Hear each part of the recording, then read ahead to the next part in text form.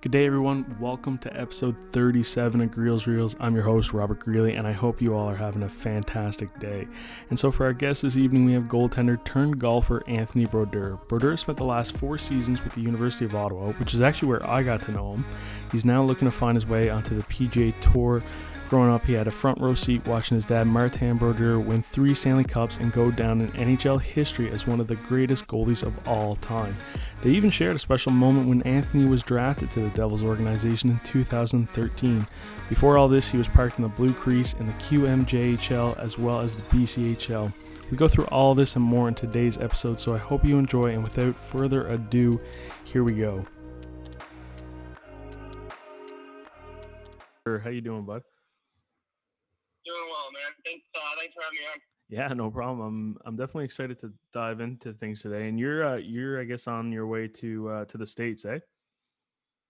Yeah. I'm actually across the border about an hour and a half, 2 hours ago. So just in the middle of this drive, kind of trucking along. Nice. And I guess because you're making the first few steps to go with the professional golfing down in Florida, correct? Yeah.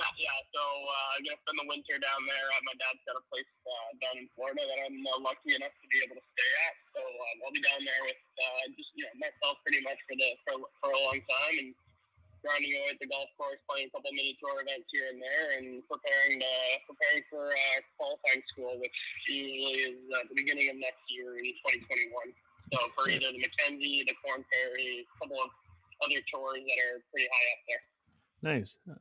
So yeah, I guess we'll kind of start with hockey first and then get into golf. And I mean, you mentioned your dad. I think considering who he is, Martin Brodeur, there's no trouble to tell how the love for the game developed. But I mean, if you wanted to chat about that, just growing up and getting into hockey and starting your career in that realm of things. Yeah, well, hockey is just kind of what I grew up around. It was everything I knew at a young age. I went to the games. My dad he played a lot of games for a lot of years, right? He had a long, successful career, and I got to go to a lot of those games, especially when they were in New Jersey or when they got in the playoffs. We got to travel with the team, which was, it was a lot of fun too. And those are memories, that I'll always have, and that's kind of what drove my love for the game. Yeah, and so I guess things kind of started with you with like that St. Mary's minor hockey organization, like the 14U, the 16U, and the 18U? Yeah, so that's when I left for high school.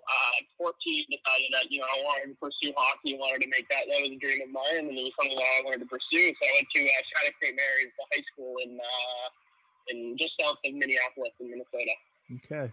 And I mean, because I guess it's interesting to see that after that you kind of took the the junior hockey route back in Canada, and you found yourself in the Quebec Major Junior Hockey League. How did you find that transition from like the St. Mary's Prep School to the Olympique?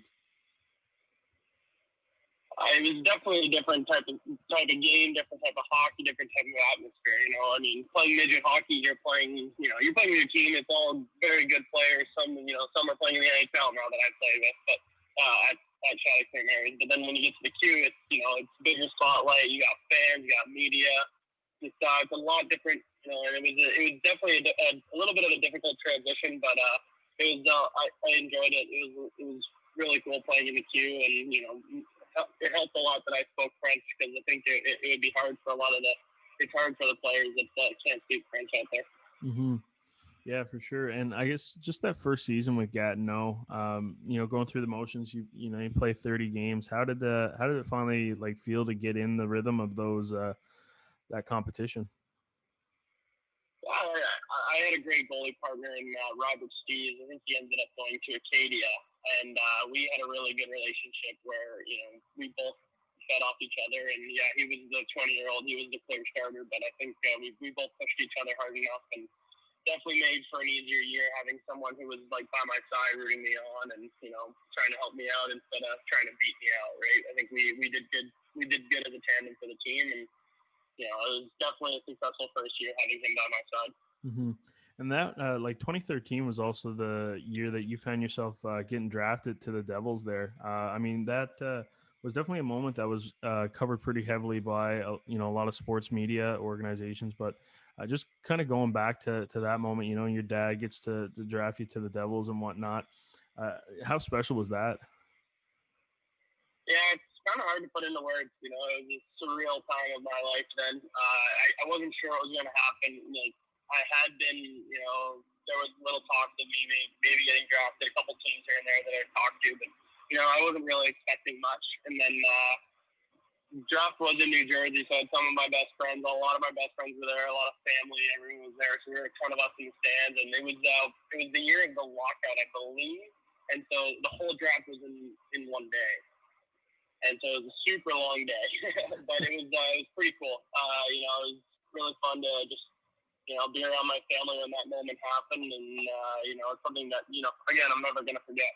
Mm-hmm. And so, I mean, yeah, definitely a pinnacle of a moment. And I guess you get to take that motivation into your next Q season there, which was split between, Gatineau and Drummondville. Yeah, so that was the year where I was coming in as the starter for Gatineau, and kind of did, and then followed a little bit of injury throughout the beginning of the year, and then our team really got the injury bug, and we started struggling, and eventually kind of came to fruition that they thought that they needed a more veteran presence in net, so they kind of asked me what I wanted to do, if I wanted to stick around or if I wanted to try and go play somewhere, because they were kind of just saying, had too many injuries, we're calling in a 20-year-old vet, he's going to play a lot of games over you, so let us know what you want to do. So eventually they ended up waiving my rights, and I got picked up by Drummondville. And that was also a very cool experience. I got to live with my grandma, who was 25 minutes outside of Drummondville. Got to live with her, sat around. I think I didn't play for the first month, and then kind of got in and, started playing games and played well. We didn't have a very good team, but, it was definitely a cool experience, Again, playing in a different organization, it was still a lot of fun. And, we didn't win many games, but, had some good memories from that team as well. Mm-hmm. That's awesome. And yeah, I mean, the Q is definitely a special place, and, it's awesome. You get to, spend that little time with, your grandmother too. I'm sure that's some memories you'll get to hold on to for a while. Yeah, for sure. Living in Jersey my whole life, she lived up here, so I didn't get to see her as much. So spending, I think it was 5-6 months living at her house was pretty cool. Mm-hmm. And so this is actually pretty funny because, the next stop in your hockey career was in the BCHL with Penticton Vest or V's, however you're supposed to say that. But you're good. You got it. I was talking to one of your teammates about this a while ago, Cody Van Leerup, because he played you a couple times and whatnot. But yeah, it seems like there's a lot of good stories from that league, and I mean you had a great year. I mean, a below 2.0 goals against average. Like I think you were at like 1.98 or 1.99, and then a 931 save percentage. Like definitely had a great regular season with them that first and only year in the BCHL. I mean, what kind of went into all that year, and what do you kind of take from that?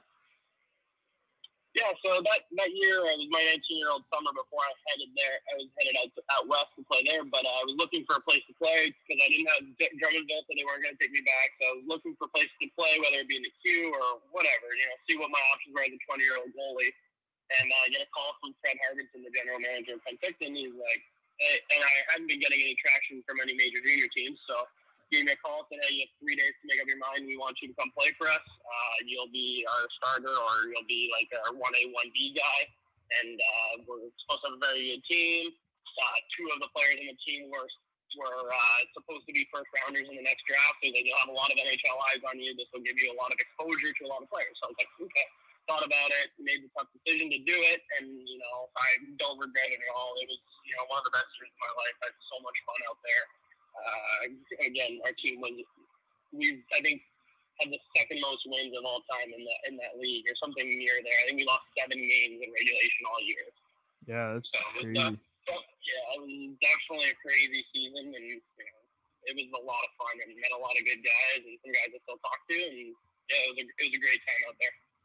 Yeah, I mean, even just I'm looking at this roster now, and it's pretty incredible. You had 2 guys with more than 100 points in the season, and like Dante Fabro, Tyson Jones, Scott Conway led your team there for you that season.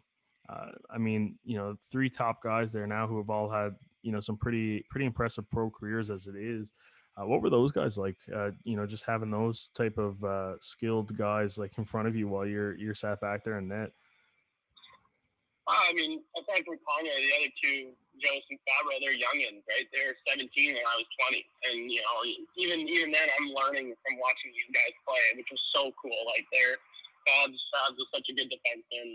He did everything right, and he played through a lot of injuries that year too. I think our team got the injury bug pretty bad there as well, and it was I mean, watching those guys day in and day out, it was pretty amazing. And with Conway too, like he was my age and he'd gone through his stuff. He played NCAA, came back, and he was looking to have a big year, and he did exactly that just by coming back to Penticton. And he was a really good teammate. We had a lot of fun, and he was, you count on him to score a couple goals a night. Mm-hmm. And so after that season, that's kind of when you made the commitment to the University of Ottawa there. I mean, what went into the decision? What made Ottawa the right spot for you? Again, that kind of comes back to my days in Gatineau. Met a couple good buddies that ended up that they were going to play on the University of Ottawa, and it just seemed like a perfect fit for me. No expectations, no nothing. Just go in, play your game, and show people what you can do. Patrick Grandmet, the coach, he hadn't even seen me play. He had seen videos, but he hadn't seen me play. Or even Henty, or the other goalie on our team, he hadn't seen either of us play. So, for him to trust us in net for that first year, and then eventually kept moving on from there. But it was pretty special, and I thought it showed a lot of trust in that. He trusted me, and I really enjoyed my decision in going there. It was, again, like Penticton was the best year, but like overall 4 years, I couldn't do much better than what happened in Ottawa there. Mm-hmm. Yeah, it, definitely. I mean, I got to kind of hop on board there for the last little bit of it, and it's a special group of guys, honestly, and it's pretty impressive what you guys were able to accomplish in your 4 years. Yeah, again, that's all credit to the coaching staff, and they had an eye for who they thought would fit well with the team, and it ended up being like you couldn't have drawn it up any better than the way it went, right? I mean, aside from the finish, which no one could have predicted how that was going to end out, right? With COVID hitting, but yeah, I think it's all credit to the coaching staff for them putting together the group of guys that they did and for it working out as well as it did. No one foresaw that. Even our first year, no one even saw us winning more than a couple games, and we took it to game 3 in round 1 and almost win that series, which was a lot of fun. Mm-hmm. And I guess correct me if I'm wrong, but is because it kind of seemed that like Ottawa was also where your love for, I guess, competitive golf kind of took off a little bit too, because you joined the OUA, the Ottawa GG's golf team, who compete also in the OUA. Is that correct, or was it maybe even before that? Yeah, well, I mean, I'd always competed, but nothing serious, right? I played in some qualifiers here and there in New Jersey when I was back home for the summers, but when I got to Ottawa, I kind of sparked that. I was staying in Ottawa after my first year there, and then spent the summer and was just working at a restaurant, and then wanted to find a place to golf. Through some contacts, found someone who introduced me to the golf coach, and then the golf coach wanted me on the team, and it all ended up working out pretty well that I could play both sports. Pat was really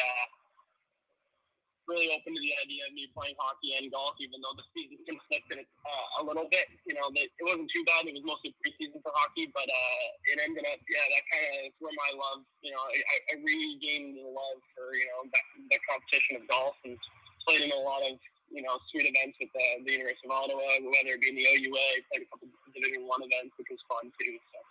Mm-hmm.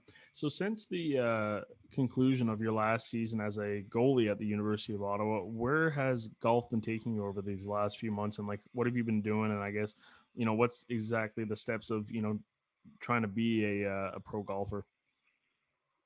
Yeah, so COVID kind of took a little change in plans, but I was playing some summer in Oshawa. My girlfriend's family's from there. We were going to stay there for the summer before moving to Florida. But basically, professional golf right now, I've been just playing in a lot of mini tours, which is just, basically you pay your entry fee and you're playing against the rest of the guys you're paying, and your money's in a pot, and that's pretty much it. And it's definitely interesting. It's been a learning experience. A lot of good golfers out there, which you definitely get to realize. But I'm seeing a lot of potential in what's going on. And then there was the Canada Life Series, which was run by the Mackenzie Tour for Canadian professionals, because there wasn't too much to play up in Canada during the COVID times, I guess you would call them. They ran a series of 4 events that are basically, if you're a Canadian professional, you can sign up and play. And it's a tour out in Victoria, BC, at Bear Mountain Golf Club or whatever. It's a resort, which was in Victoria. And then there's 2 in just north of Toronto, which they ran all 4 of those, which were very cool. It was, again, super cool experience. Played against some really, really good players, played with some really good players, and learned a lot from those experiences as well. Mm-hmm. And I guess, one thing too, like when you're making strides at, trying to be the best that you possibly can in any sport, or any aspect of life, it's always nice to have like, a support system and some people that you can, go to and chat with. And family's a big thing for me. And, I know you're like close with all your siblings, and I'm sure like your parents as well. And like, how's it? Is it that much of say a competitive advantage for you to be able to bounce ideas off of your father and your brothers and sisters, and just your whole family in general, considering like I know your brother Jeremy, we just had him on the Play On podcast. He's won a Mem Cup with Oshawa and playing pro hockey, so everybody kind of seems to have like their own really impressive resume. Is that something you guys kind of bounce back and forth, maybe in a family group chat, where it's just like, hey, like, what do you guys think I should do here, or whatnot? Yeah, I think it's more indirectly. I don't think, like, let's say we ask each other questions right here and right there about certain things, but, just through talking and, we bounce ideas off each other all the time, and just about, it doesn't have to be about competitive sports, right? It's just, we talk a lot, me and Jeremy and William, we all chat quite a bit. Been talking to my sister quite a bit as well. We got a really close-knit family, and, both our parents are all supportive of what we want to do and what we want to try to do. And it's, you can't get any better than that when everyone's supporting you and, wants to help you as much as they can. Even if it's just, being able to talk at the end of the night, that's something that helps, Sports are a mental grind, competitive especially. It makes it, it's tough, being away from loved ones. It's not easy. Mm-hmm. And having that support system again is, you can't compare that to anything. It's essential, I would say. No, I honestly, I couldn't agree more. And it's great that you guys are able to do that. Now, I got to ask you, out of all the hockey players that you've played with, who do you think could take you, give you the closest matchup in a round of golf? That's a tough question. Well, if we just, again, I'm trying to think. University at Ottawa, definitely, I would say probably Jacome, Brendan Jacome. I played him a couple times. He's a good stick. He plays well. I can't think of anybody else right now at the top, because when I was in Penticton, played golf twice, I think 3 times. In like high school, I don't really remember that much. So yeah, I didn't play a ton of golf when I was, those seasons are always during the winter, right? So I didn't play a ton of golf. Yeah, let's just go with Brendan Jacome. Don't want to pump his tires too much. But. Yeah. Okay. It's interesting you say Brendan, because I heard Cody Drover might have been able to take you in a round of golf. Yeah, there's no chance on that. Maybe if he had 4 of his buddies singing every shot for him in a scramble, maybe. Oh, that's unreal. So, yeah, like what's the next steps for you once you get into Florida? I know obviously it's going to be playing more golf, but yeah, any specifics, any training, anything you're really going to try and focus on? It's going to be kind of just getting into a routine over there. Really trying to get myself in the best possible shape, best possible, mindset. There's a lot of things in golf that come into play. Yeah, you can play golf and not be in shape, but, that's never going to get you anywhere, really. So, I mean, I'm going to try to get myself in the best possible shape. I'll be down there alone, so I can do a lot of, just a lot of soul searching and have some fun with my time there, and be at the golf course pretty much all day. That's kind of the only plan. Play a couple mini tour events and then get ready for what's coming in early 2021 with the qualifiers and Q school and trying to get some status on a professional tour, which is kind of the main goal for this winter, is to get ready for that. But it'll definitely be challenging, but it'll be hopefully worth it, and it'll be a lot of fun trying to being in the sun and being in the warm weather all winter long for the first time ever. Yeah, that's definitely going to be an interesting change of scenery for you. I'm super excited to get down there. So, this is Anthony. Honestly, that's pretty much everything I got for you. So this is actually the part of the podcast where I throw the show over to you. So it's your show. Whatever you want to chat about, it could be a life lesson, childhood story, favorite memory, really anything at all. But yeah, no, the show is all yours. I don't know. I guess I can talk a little bit, if people have listened to the Play On podcast. I didn't get to talk too much because I couldn't get any service trying to get onto it. So I'll talk about that story. But Play On, again, we had a lot of fun. We had a great group of guys and you guys heard all the stories that they had to tell. But, it's kind of hard to, think about what to say. But, again, with that team, and the time we had during that Play On ball hockey tournament, with me starting in that, having Jeremy switch in, and him being, he wasn't very, he didn't do too much on the forward end, so at least I got to contribute a little bit, maybe score a goal or two here and there, and try to pitch in, and it was a little bit better than Jeremy did up front, but I would say he did a little bit better job than I did in that, so he had some fun though, and that's again, memories that I'll never forget.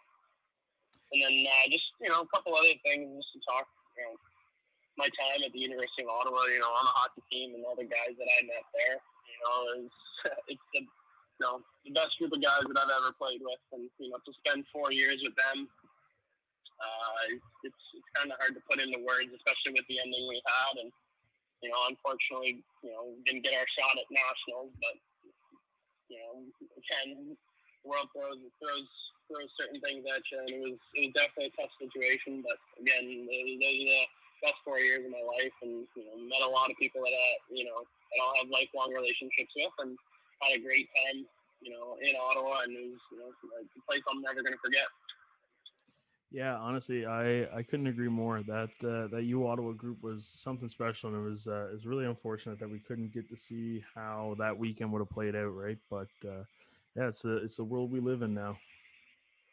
Yeah, it was sad. A sad thing to end our 4 years of success that we had together, to end it like that. I mean, again, there were bigger things in the world, but it was pretty unfortunate that it had to end that way. But it's nice to still keep in contact with quite a few of the guys, and hoping to keep that going for forever. Yeah, for sure. All right, Anthony, and thanks so much for joining me this evening. Really appreciate you taking the time. Well, hey, that's it for today. I hope you enjoyed Anthony's insight and you loved the episode. I really appreciate it if you left us a review and shared it with someone else who you think would enjoy it. That's all from me now, and in the meantime, stay best kind.